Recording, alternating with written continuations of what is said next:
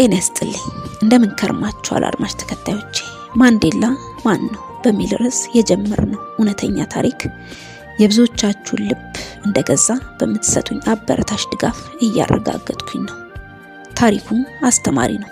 ሆኖም የታሪኩ ተዋናዮች ዘንድ በፍጥነትና በስፋት ተደራሽ የሆነ አይመስለኝም። ታሪኩ ገና ብዙ አስገራሚና አስተማሪ ይዘቶች ያሉት ሲሆን እናንተ በተደራሽነቱ ላይ ስሩ። እኔ ታሪኩን ወደ እናንተ ለማድረስ ሄጃለሁ። ተከተሉ። ክፍል 6። ጉዳዩ በዚህ አላበቃም። ስራው ባለቤት ሊኖረው ስለሚገባ ማንዴላ በበላይነት እየመራው ሌሎች ጠንካራ አቋም ያላቸው ተማሪዎች በአጋዥነት እንዲሰሩ ተወስኖ የስራው ፊሽካ ተነፋ ይላል ባለ ታሪኩ በማስታወሻው። ባለ ታሪኩ ቀጠል አድርጎ በተለይ በአጋዥነት እንዲሰሩ ከተመረጡት ተማሪዎች ልበ ሙሉ ጀግናው ሰው ቱራ ደሳለኝን የዘመኑ ተማሪዎች የምንጊዜው ትዝታ እንደሆነ ሙሉ እምነት አለኝ ይላል ባለ ታሪኩ። ቀጠል አድርጎም ባለ ታሪኩ ከጀመረው ሐሳብ ሳይወጣ በተሰጠው ተልእኮ መሰረት የቁልፍና የመድረክ ግንባታ ግብዓቶች ግዢ ተፈጽሞ እንደየኃላፊነታችን የተሰማራ ሲሆን ማንዴላም የ9ኛ ክፍል ተማሪዎችን ለመደገፍ ከተማሪዎች ጋር ሆኖ የቢሮ ፍቃድ ጠይቆ ማስተማር ጀመረ ይላል በማስታወሻው። አያይዞም ለተለያዩ ክንዋኔዎች ለሰንደቅ ዓላማ ማክበሪያነትና ለሶሻል ሳይንስ ተማሪዎች ቋሚ መታሰቢያ የታቀደው መድረክም ተገንብቶ በታላቅ ምስጋና ለአገልግሎት ዋለ ይላል ባለ ታሪኩ በማስታወሻው። በተልእኮ መሰረት በተገዛው ቁልፍ የመማሪያ ክፍላችንን ቆልፈን ሄድን። በዚህም ምክንያት የከሳት ተማሪዎች መማሪያ ክፍል ባለማግኘታቸው ቅሬታ ለቢሮ አስተዳደር አቀረቡ። ለዕለቱ ምንም ማድረግ ስለማይቻል በተገኘው አማራጭ ተምረው እንዲሄዱ ተደረገ። በማግስቱ ገና ክፍል ከመግባታችን ወደ ቢሮ እንድንመጣ ትዕዛዝ በመሰጠቱ አንድም ሳንቀር ግር ብለን ሄድን። ርዕሰ መምህሩም ቆጣ ብለው ማን ነው ክፍሉን ቆልፎ ሄደው አውጡ የሚል ጥያቄ አቀረቡ። የኛ መልስ ግን በአንድ ድምጽ ሁላችንም የሚል ምላሽ ሰጠን።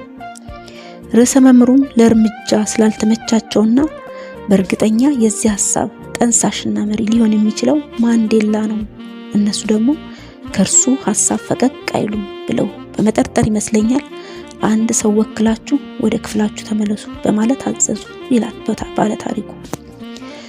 በጣም የሚገርመው እንደተጠረጠረው ተማሪዎቹም ወኪላችን ማንዴላ ነው፣ እርሱን አናግሩት፣ ሐሳባችንን መግለጽ ይችላል ብለው ወደ መማሪያ ክፍላቸው ተመለሱ።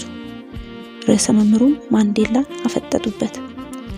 በተበሳጨ ስሜትም ማንዴላ አንተን አይደል የዚህ አንጃ መሪና ሐሳብ ጠንሳሽ ብለው ሊያቋርጡ ፈለጉና ከሆነም ከነ ምክንያቱ እንድትነግረኝ ፈልጋለሁ ሲሉ ጠንከር አድርገው ጠየቁ ይላል ባለ ታሪኩ።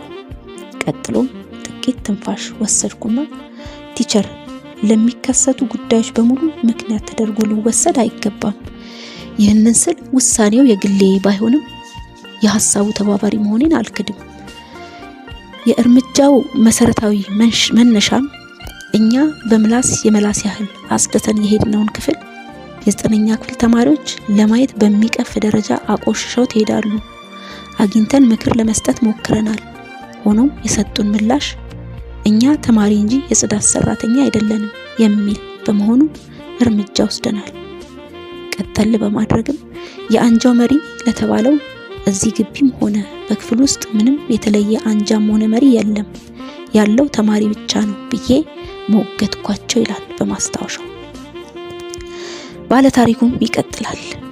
ምላሼን ካዳመጡ በኋላ ርዕሰ መምህሩም እርምጃውን ያለ ኃላፊነታችሁ ሳንመክር መውሰዳችሁ ነው ጥፋቱ እንጂ በእርግጠኛ ሙሉ በሙሉ ስህተት ነው ማለት አይደለም በማለት ከመጀመሪያው ንዴታቸው በረድ ሲሉ አይቼ ብርታት ተሰማኝ ይላል ባለ ታሪኩ።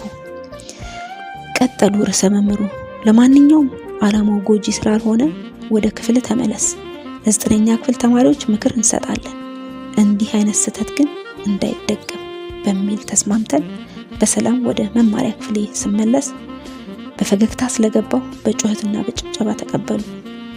አልደብቅም የኩራትና የጀግንነት ስሜትም ተሰማኝ ይላል በማስታወሻው። ባለ ታሪኩ ይቀጥላል። በየምዕራፉ የሚያጋጥሙኝ ውጣ ውረድ ፋይሉ በዚህ ተዘግቷል። በመሆኑ ከእንግዲህ በቀጣይ ዓመት የማትሪክ ተፈታኝ እንደመሆኔ መጠን ራሴንና አእምሮዬን ሰብሰብ በማድረግ ወደ መዘጋጀት ገባሁ ይላል ባለ ታሪኩ። ታሪኩ ይቀጥላል። በክፍል 7 እስክንገናኝ ቸርን ሰንብት።